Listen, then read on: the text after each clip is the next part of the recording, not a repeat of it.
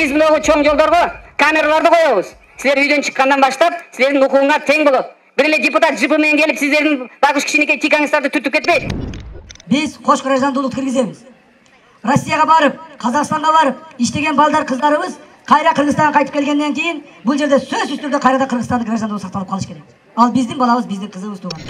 2050-жылы Кыргызстан болобу деген суроого Бир Бол партиясы болот деп жооп берип атабыз. Болгондо дагы эли өнүккөн өлкөгө биз кошулабыз.